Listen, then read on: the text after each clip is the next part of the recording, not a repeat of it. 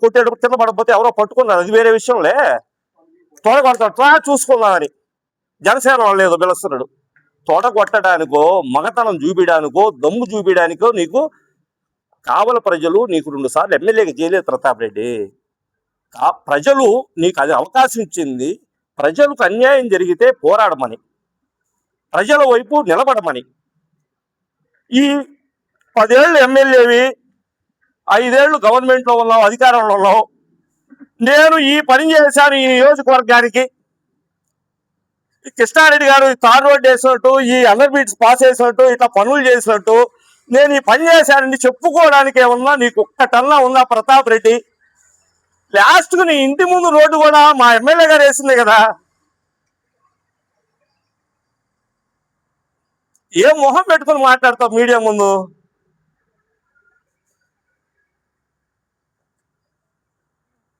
రాజకీయాల్లో ఉన్నాం కదని ఏది పడితే అది మాట్లాడతామంటే ఎట్లా ప్రతాప్ రెడ్డి? సరే, పైపెచ్చు రాజకీయాలకు అలవాటు పడిపోయి, అన్యాయం అక్రమంకి అలవాటు పడిపోయి ప్రజలు 30,000 పైచులకు ఓట్లతో చేదరించుకున్నా కూడా ఇతనికి బుద్ధి లేదు. గాలిలో గెలిచారంటున్నాడు ఎవరు? మా లోకేష్ బాబుని వాళ్ళని వెళ్ళని. అంటే అదే గాలి, ప్రజల ఓట్లు గాలితో సమానం నీకు ప్రతాప్ రెడ్డి.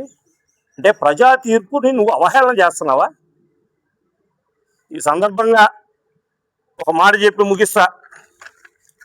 చాలా మంది సీనియర్లు ఉన్నారు, డెన్ మల్లికార్జున లాంటి వాళ్ళు, వీళ్ళంతా కూడా దాదాపు 2 దశాబ్దాల కిందట 80-90 దశకంలో మనకి అందరం కూడా పని పాట చేసుకుని అంతా కూడా ఒక సంవత్సరానికి ఏదో ఒక రిలాక్సేషన్ కోసం జెమినీ సర్కస్ లాంటి వాళ్ళు సర్కస్ వచ్చేవాళ్ళు, ముఖ్యంగా జెడ్పీ గ్రౌండ్లో పెట్టేవాళ్ళు.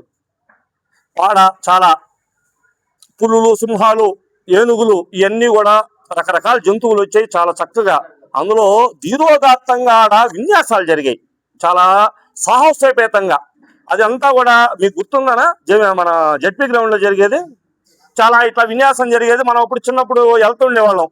అంతా చాలా సీరియస్గా, ఎప్పుడు చూడండి జంతువుల్ని, ఎప్పుడు చూడండి సాహసం, సినిమాల్లో చూసే సాహసాన్ని మనం చూసేటప్పుడు అది జరుగుతున్న క్రమంలో మధ్యలో ఒక అతను ఏమంటారు కామెడియన్, బఫోన్ వచ్చేవాడు, వచ్చి అందరినీ నవ్విచ్చేసేవాడు. సీరియస్గా జరుగుతుంది.